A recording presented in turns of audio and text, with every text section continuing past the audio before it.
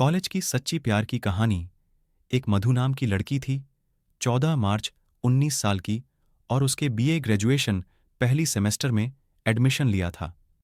मधुर एक बहुत ही ज्यादा सुंदर और सुशील लड़की थी। मधु बिना फालतू में किसी से कोई भी बातचीत नहीं किया करती थी, लेकिन बहुत सारे लड़के उसकी शराफत बहुत ज्यादा फायदा उठाते थे और उसे कॉलेज में बहुत ज्यादा परेशान किया करता था।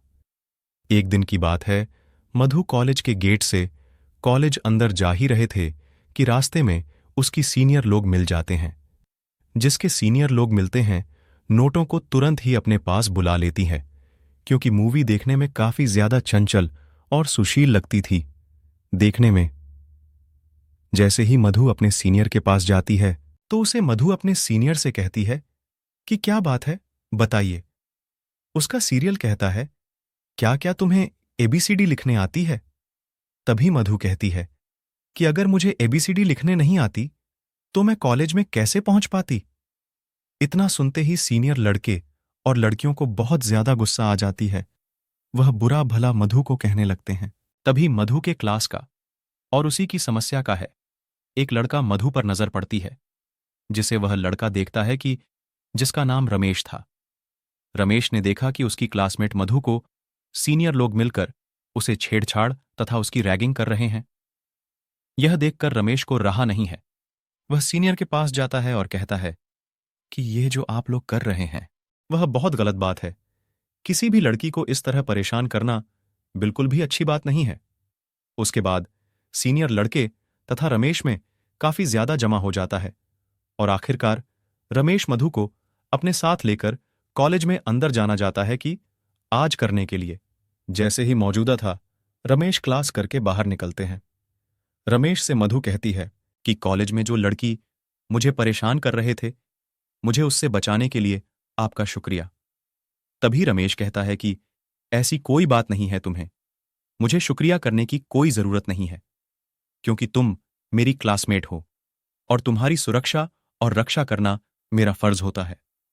इन सभी बातों को सुनकर मधु को रमेश पर काफी ज्यादा प्यार है, दया आने लगती है। अब कॉलेज मधु और रमेश दोनों साथ साथ जाते थे। साथ ही कमी से आते वक्त भी दोनों एक साथ आते थे। रमेश को पता था कि कॉलेज में बहुत सारे लड़के होते हैं, इंजॉय जूनियर लोकेशन लड़कियों की रैगिंग करते हैं। अब तो रमेश मधु को कहता है कि तुम अगर पहले आ जाओगी कॉलेज, तो तुम कॉलेज अंदर मत जाना, मेरा इंतजार करना बाहर ही है। जब मैं कॉलेज जाऊंगा तो मेरे साथ अंदर चलना। फिर उसके बाद किसी को भी कॉलेज के अंदर तुम्हें कुछ भी कहने की हिम्मत नहीं होगी। दोनों ऐसा ही करते थे कि जो भी कॉलेज पहले आता था उन्हें इंतजार करना पड़ता था, दूसरे के लिए है। ऐसा करते करते काफी ज्यादा दिन बीत गया था उन दोनों ने। अब प्रथम सेमेस्टर से प्रमोटेड होकर अब कॉलेज की तीसरे सेमेस्टर में पहुंच चुके थे। दोनों के एक दूसरे से मिलते मिलते 1 साल से ज्यादा हो चुके थे और दोनों आप तो अपने अपने घर में भी मोबाइल से बात किया करती थीं। दोनों की काफी ज्यादा मित्रता और बेहद ही ज्यादा गहरी मित्रता कॉलेज की है समय ही हो गई थी। अब हम दोनों मिलकर मुझको ले जाते थे क्लास करने के लिए, और कॉलेज दोनों प्रतिदिन आने के कारण दोनों क्लास में अच्छी रेपुटेशन पर पहुंच गए थे। दोनों को एक साथ आते जाते देख क्लास की बहुत सारे लड़के लड़कियां दोनों के बारे में बहुत ज्यादा गलत शरत बातें किया करती थीं। लेकिन इन बातों से मधु को किसी भी प्रकार का कोई फर्क नहीं पड़ता था, क्योंकि मधु कहते थे कि हम दोनों सिर्फ एक अच्छी दोस्त हैं। वह जिसको जो सोचना है सोचने दीजिए। हम लोग कॉलेज में साथ आते हैं, साथ जाते हैं और साथ रहते हैं, हमेशा ऐसे ही रहेंगे। दुनिया वाले कुछ भी सोचे, मुझे कोई फर्क नहीं पड़ता है। जैसे ही 3 साल पुरानी वाली थी, आप सभी लोग अंतिम सेमेस्टर की पढ़ाई कर रहे थे। बधाई देने के बाद, परीक्षा देने के बाद आप सभी लोगों की छुट्टी होने वाली है। लेकिन मधु को इस बात की चिंता होने लगे थे कि बिना रमेश की दोस्ती के कारण वह एक कदम चलना तो दूर की बात है, कॉलेज आना जाना भी नहीं चाहते थे। आशीष मिश्रा का आखिरी एग्जाम हो रहा था। तभी मधु रमेश से कहती है कि मुझे तुम्हारी बिना रहने की आदत नहीं है। हम कहाँ से, कॉलेज तो बंद हो ही जाएगा। अब तो कोई क्लास करने भी कॉलेज नहीं आएगा। मुझे आपकी आदत लग गई है। मैं तुम्हारे बिना नहीं रह सकती हूं। उसके पास रमेश करता है कि मेरा भी हाल बिल्कुल ऐसा ही है, क्योंकि हम लोग पिछले 3 सालों से एक साथ रहते हैं, एक साथ आते हैं, एक साथ जाते हैं और क्लास में एक साथ पढ़ाई करते हैं। साथ ही साथ हम लोग कॉलेज के बाहर सत्ता घर में भी एक दूसरे से फोन पर बात करते हैं। ऐसे में कॉलेज खत्म होने के बाद आप दोनों को एक दूसरे से मिलने की तरह ने आने जाने का ख्वाब तो टूट ही गया था। इस बात की चिंता से दोनों बहुत ज्यादा परेशान थे।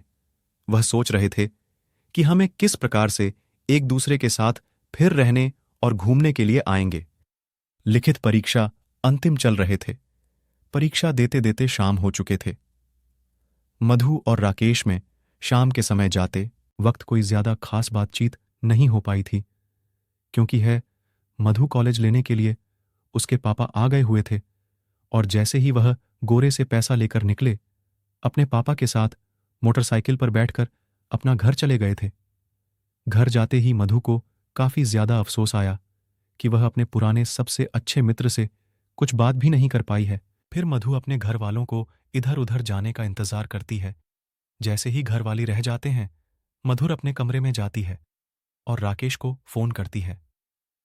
जैसे ही फोन करती है, एक ही रिंग में राकेश फोन उठा लेता है और कहता है कि मुझे पता था तुम फोन जरूर करोगी। उसके बाद मैं तो कहती है कि मुझे माफ कर दीजिए, मैं कॉलेज में आपसे ज्यादा बात नहीं कर पाई थी, क्योंकि मेरे पापा आ गए थे मुझे लेने के लिए और बोल रहे थे जल्दी घर चलो, मुझे बहुत सारा काम है। उसके बाद में तो कहती है कि मुझे आपके बिना बिल्कुल भी मन नहीं लग रहा है। उसके बाद राकेश भी कहता है कि मुझे भी, और मेरे दिल से हार भी कुछ ऐसा ही है। तभी मधु कहती है कि लगता है हम दोनों को प्यार हो गया है और अब हम लोग एक दूसरे के बिना नहीं। जैसे जैसे समय बीत रहा था, वसीम उसे दोनों की दूरियां, दोनों की मजबूरियां बन गई थीं, क्योंकि दोनों बिना कॉलेज के अब एक दूसरे से मिल भी नहीं पा रहे थे। अब तो दोनों की व्हाट्सएप कॉलिंग तथा ऑडियो कॉलिंग पर ही ज्यादा बातचीत होती रही थी। एक समय ऐसा है आपके दोनों 24 घंटा बात किया करते थे, क्योंकि उसके बिना एक मिनट भी दोनों में से किसी का भी मन नहीं लगता था। उसके बाद एक दिन मरोगे दी है कि क्या हम लोग इसी तरह फोन पर ही बातें करते रहेंगे सभी दिन। अभी मधु कहती है कि मेरे घरवाले मेरे शादी के लिए लड़की देख रहे हैं। आगे मधु कहती है कि कुछ भी हो जाए, मैं किसी और से शादी बिल्कुल भी नहीं करूंगी। मुझे तो तुम भूल जाना पसंद हो। मैं जब भी शादी करूंगी तुमसे ही करूंगी। एक दिन मधु के माता पिता मधु को अपने पास बुलाती है और कहती है कि देखो बेटा, मैंने तुम्हारे लिए एक लड़का पसंद किया है। ये फाइल में उसकी फोटो है, तुम देख कर बताओ क्या तुम्हारे लिए सही रहेगा। यह सुनते ही मधु को काफी ज्यादा गुस्सा आ जाता है।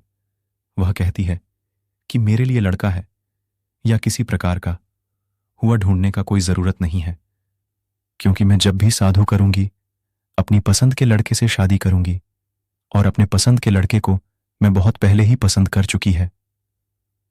मैं उसके बिना एक मिनट क्या एक सेकंड भी नहीं रख सकती हूं। ऐसे में किसी और से शादी करने के बारे में सोच भी नहीं सकती। फिर मुझे भी माता पिता मरो से रमेश की पूरी जानकारी लेते हैं और फिर उसका घर खानदान दाता रमेश को देखने के लिए उसके घर जाते हैं। दोनों परिवारों में काफी देर तक बातचीत होती है और अंत में दोनों को का प्यार जीत जाता है। ये दोनों के घर वाले दोनों की शादी के लिए राजी हो जाते हैं। हाँ, उसे दोनों मधुर और राकेश बिल्कुल खुशी खुशी अपना जीवन व्यतीत कर रहे थे। 1 मिनट रुकिए दोस्तों, मुझे ये कहानी बनाने में बहुत टाइम लगा है और दोस्तों आपको लाइक और सब्सक्राइब करने में 1 मिनट भी नहीं लगेगा। तो प्लीज आप मेरे चैनल को सब्सक्राइब जरूर करें, और अगर आप हमारे चैनल को सब्सक्राइब करते हो तो आप एक नया मोबाइल जीत सकते हैं। धन्यवाद।